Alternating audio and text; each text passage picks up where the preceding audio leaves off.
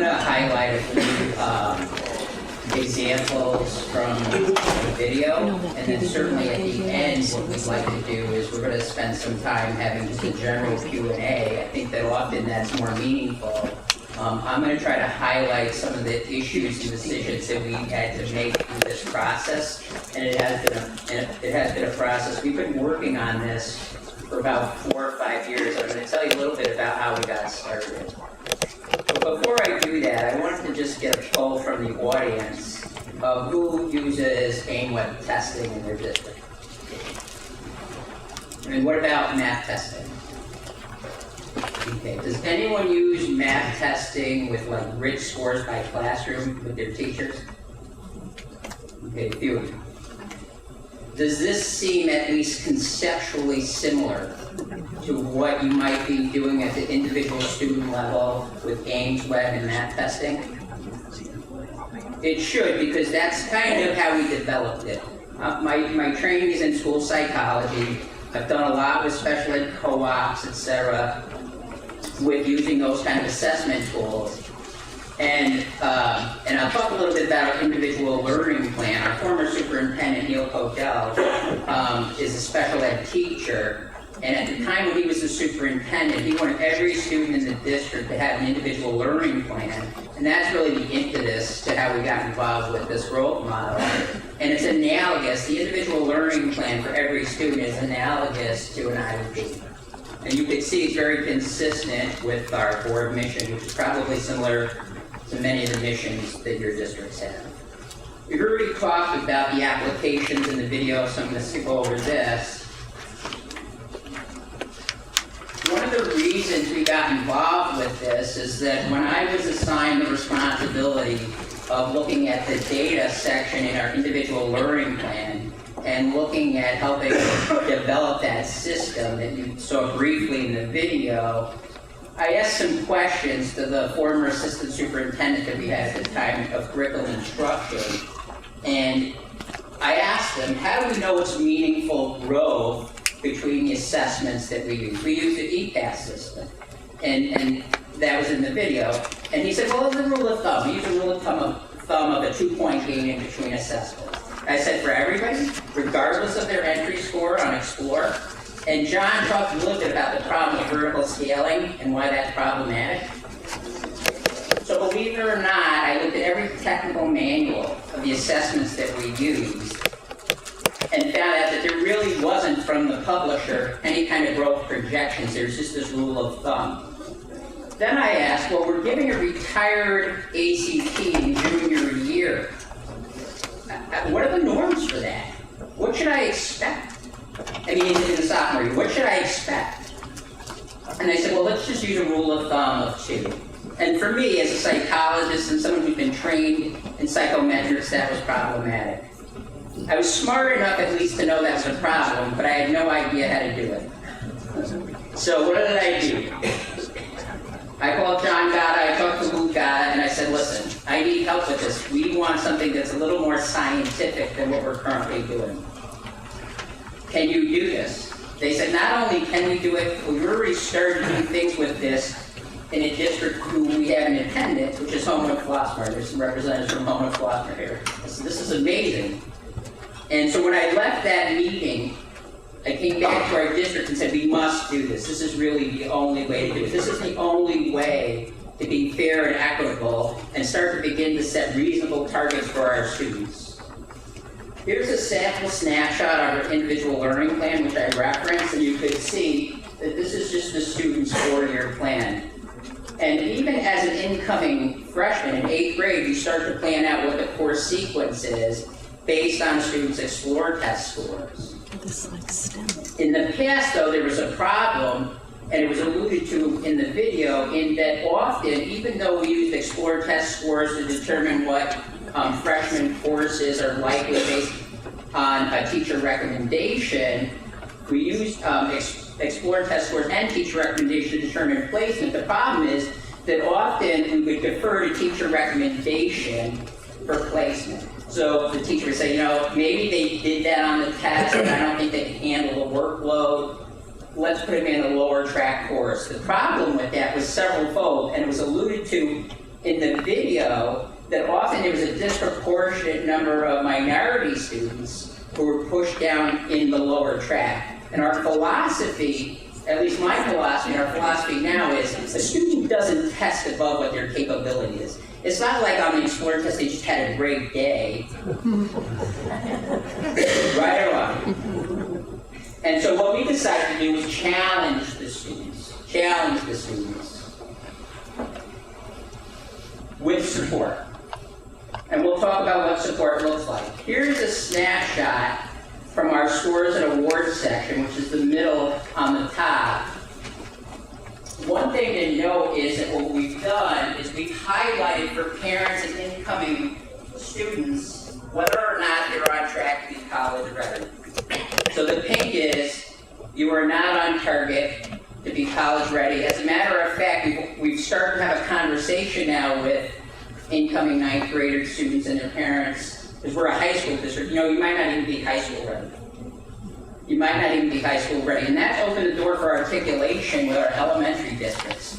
And I think what you'll see as we change from using the ISAT as a measure of accountability for AYP and using an assessment that links to the Common Core at the elementary level, they'll be more prepared for that because we're really starting to have that discussion.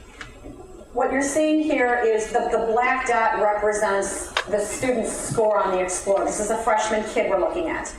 And then, based on our local growth model data, we know how this kid's going to move, basically. Based on those scores over past history, this is how students have moved in the past with similar scores.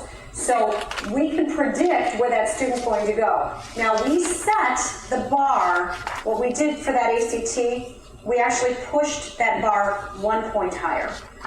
We wanted to set the bar a little bit higher for the kids, some kind of an achievable, realistic goal. We're not setting the bar, 5 points higher, but something that's achievable and realistic for the students. So that's where we developed our goal setting for the kids. So one of the things we've started to do with incoming 8th grade students and their parents is, here's your likely ACT score. What would you like to do post-high school? You saw that 99% of our students want to attend college. What college might you want to attend? What might you do for a living? I realize it's very early, but we start to have that conversation, and just like any special educator in the room, who is responsible for transition planning, you look at the end in mind, you work backwards, like what are we going to do today? You have 4.5 years to get here. What are you going to do today to actually achieve your goal? I mean, it's unfortunate when students are actually, after graduation, realizing that they're not prepared. And when we have conversations with our community colleges in the past, we would find out that approximately 50% of our students who went to Oakton were taking remedial level math courses before they even had an opportunity to get college credit. And that's a disservice to our students. And what was happening is those kids were not taking, for example, advanced algebra. In order to be college ready, they need at least that course. If they weren't getting that, then, again, as Pete said, we're doing a disservice to those kids. So one of the things that we have done is we send letters home to parents when we get their Explore scores, and we state, your child is not high school ready. And so therefore we have some other programs in place to get that child high school ready so they will be on the college track. And that's been kind of a change to our approach. You're probably all familiar with college readiness standards. Well, this is a link, an informational link off of the ILP, which will show the score band of a specific content area standard and where the student's at and what skill set the student needs to master to move up to the next skill set. One thing I just wanted to point out is we have other data sources in the ILP, and I don't know if you can see, but right here, we started to also give all of our incoming 9th graders an SRI reading inventory to get their Lexile score. I know Lexile scores are available through ISAT, but we wanted a fresh score, fresh every year. And what we've done is we took the Reading Next report and we developed a literacy plan for our district. And one of the big goals in our district is to have readable material in the classroom. And so we push all of the Lexile scores into a teacher's grade book. When they open up their grade book, they could see at what reading level their students are, if they want to cluster, if they want to adapt assignments, etc. And then our textbook management system and our library management system is fully Lexile. We use following.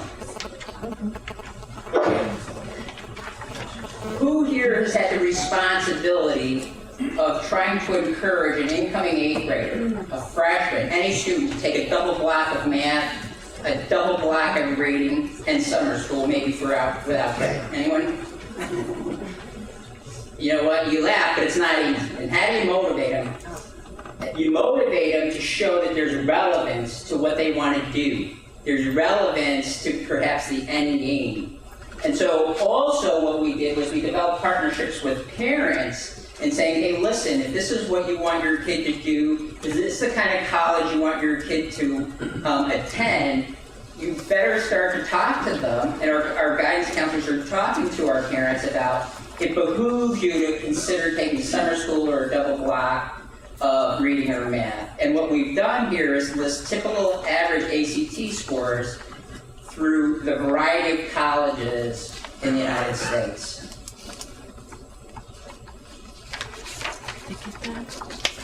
This is actually, we have a literacy center and a numeracy center in both of our high school buildings. And this is just a list of activities and dates of when the student actually went. And hopefully they're working on some of those college standards that I referenced before. So you can see this particular student went for math and worked on problem solving and critical thinking. And so this is live data that's put in by our staff, and our students' parents can go into the system and check, you know, their child said that they went to get extra help that day. They can actually see if it's accurate, or their classroom teacher, their math teacher could also see if that's happening. And this is part of our RTI intervention at the high school level. Here's just an example of how the ILP really is like an IEP in the sense that we have all of our incoming students setting goals on what they want to accomplish in a variety of different areas, whether it's academics, activities, altruism, or community service, etc.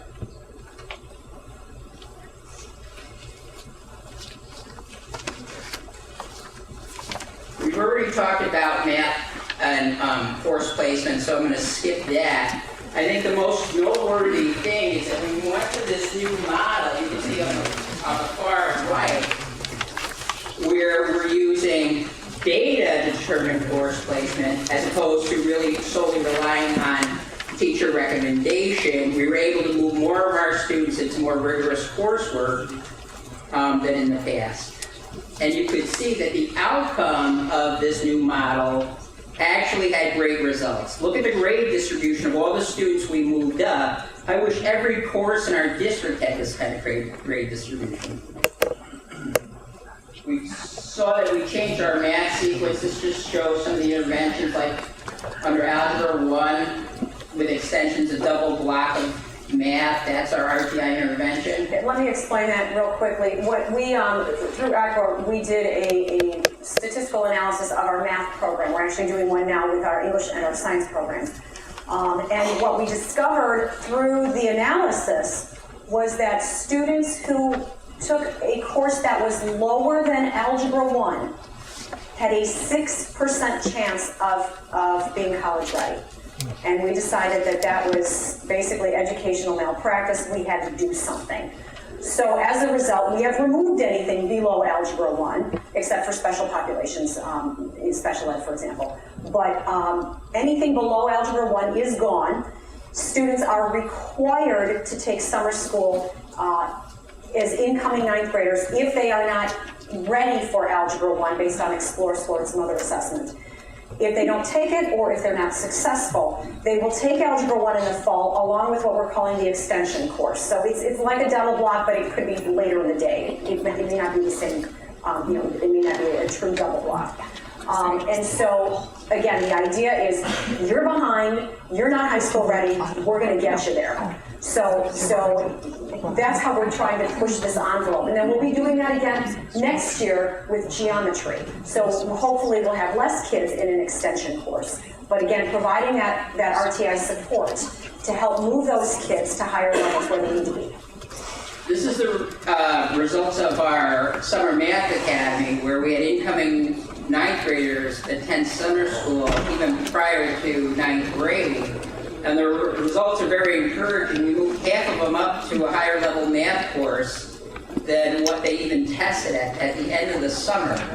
Now, how we're going to use the growth model on this is we're in the process this summer of comparing how these students did on the administration of the 9th grade plan test to how we projected they might have done. So here's an example of how we might be able to use the local growth math model for program evaluation. Okay, so just quickly in 2 seconds, because I'm running out of time, I just wanted to show you a graph of what we started to do. We're in the very preliminary process of looking at this kind of information with teacher evaluation, and we're really just piloting it next year in the areas of English and math. And PE. And PE. And this is an example of a teacher whose students actually did better than what we projected. Now, our philosophy is that we're going to use this kind of information as part of a holistic model with teacher input variables, traditional teacher input variables like classroom observation, et cetera, but we think it's really important to include outcome data. But when you're going to start to talk to your union about this, and that's something that I think is going to happen whether you like it or not, because it's happened to us, you're going to have to bargain. Like, what is this equation going to look like? How much is it going to be weighted or not? What kind of variables are you going to use? And I can tell you what, when we started this with our union a couple of years ago, they actually had, we're an AFT district. How many people are in the AFT? Well, not that many, but I'm sure the NEA also has national experts and statisticians. We actually had to defend our model through conference calls with nationally known statisticians from the AFT. And thank God for John Gata, because I know I couldn't handle that on my own. And I'm a PhD level psychologist who's hired by many districts to develop their assessment programs. So listen, we're going to end because I'm running out of time.